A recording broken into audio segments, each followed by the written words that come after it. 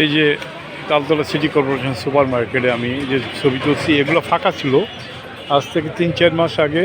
এগুলো ফাঁকা ছিল, তো ফাঁকার পরে যে বলছে যে মালিক কর্তৃপক্ষ মার্কেট কর্তৃপক্ষ বলছেন যে এখানে আর কোনো দোকান বসবে না। দেখেন, আমরা খোঁজখবর নিয়ে জানলাম, তাদেরকে কথা বলছি নাম প্রকাশ না করার শর্তে। তারা বললো যে প্রতিটি দোকান থেকে 1 থেকে 1.5 লাখ এবং 2 লাখ টাকাও অ্যাডভান্স নিছে। দেখতে সুন্দর, হ্যাঁ এই যে দেখতেছেন এই দোকানগুলো ফাঁকা ছিল আজকে 5 মাস, এবং মার্কেট কমিটি কমিটমেন্ট দিয়েছিল যে এই দোকানগুলো আর বসাবে না।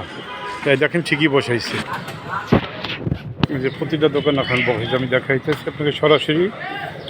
হ্যাঁ এই যে দেখেন এগুলো ফাঁকা ছিল। তো এখানে প্রায় ফুটপাতের তালতলা মার্কেট ঘিরে প্রায় 300 থেকে 350 দোকান আছে।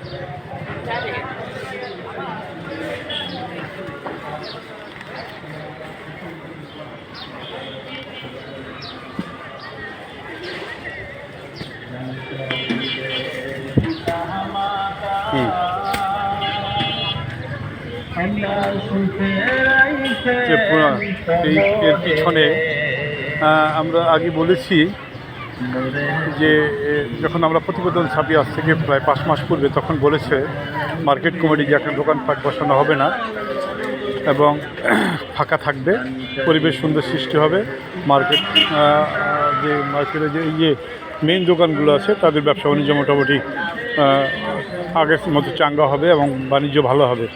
কিন্তু সরকার পরিবর্তনের সাথে সাথে সেই কথা তারা রাখেনি এবং মোটা অঙ্কের টাকার বিনিময়ে, অর্থাৎ প্রতিটা দোকান থেকে 2 থেকে 3 লাখ পজিশন বাবদ এবং মান্থলি তো আছেই, সেটা নাকি বিএনপি এখানকার নীতি নির্ধারণ ঢাকা উত্তর সিটি কর্পোরেশন ও দক্ষিণের সমন্বয় মিলে এখানে যে মার্কেট কমিটি আছে তারা এই কাজটা করেছে।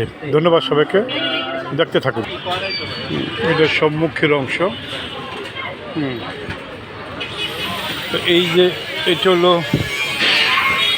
এই যে সুন্দর করে মার্কেটের পরিবেশটা দেখতেছেন। এই যে মার্কেট এখানে ফাঁকা ছিল প্রায় 5 মাস, তো ফাঁকার পরে ওনারা প্রতিটা দোকান থেকে যে মোটা অঙ্কের অর্থের বিনিময়ে পার্মানেন্ট শেড দিয়ে তৈরি করতেছে। আমরা সরাসরি দেখাচ্ছি তালতলা মার্কেট থেকে এসে।